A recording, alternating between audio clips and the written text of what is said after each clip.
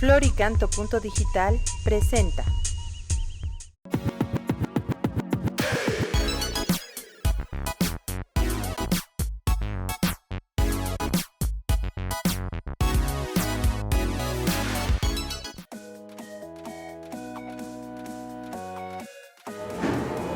Hola queridos amigos, continuamos con las preguntas. Ahora la pregunta que corresponde, dicen, ¿cumplir los mandamientos es importante para la salvación?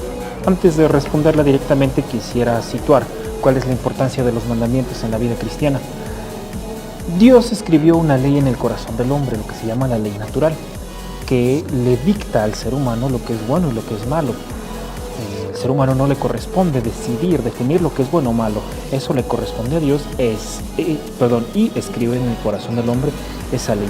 El problema es que por el pecado el ser humano tiene dificultad para leer esa ley.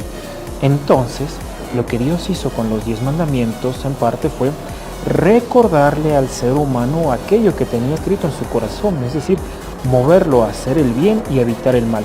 Junto con esto, pues viene aquellos preceptos de amor a Dios, es decir, aquello que mueve al corazón del hombre para que ame a su Creador y regrese a Él. Por eso la ley se resume en 2 mandamientos: amar a Dios sobre todas las cosas y a tu prójimo como a ti mismo. Ahora, hay algún pensamiento que dice, no, pues es que Jesús con la nueva alianza ya vino a hacer de lado la ley. Incluso hay quien dice, ya lo importante no es cumplir la ley, sino amar y amar mucho. El problema es que el día de hoy el amor se entiende de manera muy alterada. Se confunde amor con pasiones, entonces el hecho de vivir las pasiones de manera desenfrenada es amar mucho, y entonces vivir mis pasiones constantemente pues significa pues vivir en el amor, pero eso no es correcto, eso no es cierto. Por eso mismo Jesús lo dice el Evangelio de San Mateo, por ejemplo, dice, yo no he venido a abolir la ley, he venido a darle plenitud. Dice también Jesucristo, el que me ama cumple mis mandamientos. Entonces el fundamento de la ley tiene que ser el amor. Incluso San Pablo, digamos que da un paso más en la ley, siguiendo el mensaje de Jesucristo, que dice que aquel que ama, pues no necesita una ley que le esté recordando, sino que ya la cumple por amor. ¿Qué quiere decir esto? Una persona que ama a sus padres no necesita que un mandamiento le recuerde que tiene que honrarlos. Los honra porque los ama y por consiguiente ya está cumpliendo la ley. No la está haciendo de lado, la está cumpliendo, la está viviendo, pero por amor. Aquel que ama a su prójimo no necesita que la ley le diga que no le robe, que no lo mate, que no lo engañe, que no lo ofenda. No hace eso porque lo ama, cumple la ley, vive la ley, pero por amor. Y aquel que ama a Dios, pues cumple sus preceptos. Entonces, el amor es el que tiene que movernos a cumplir la ley. La cumplimos cuando amamos.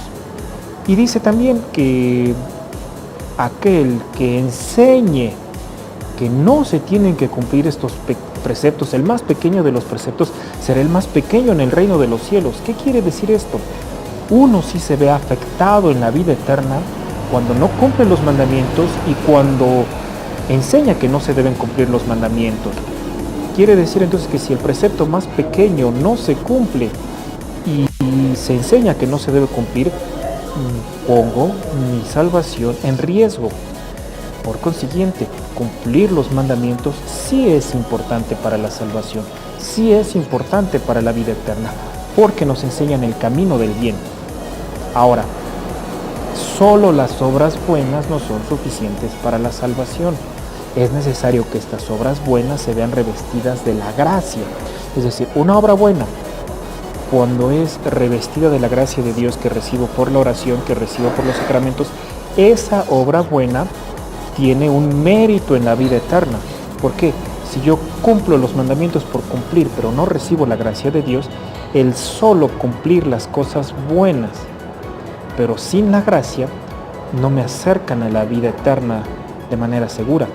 Pero cumpliendo los mandamientos como primer paso para hacer el bien y esas obras buenas revestidas por la gracia me dan la vida eterna. Tiene que darse esta conjunción: cumplimiento de los mandamientos por amor y recibir la gracia de Dios para lograr la vida eterna. Muchas gracias y que Dios les bendiga. ¡Viva Cristo Rey!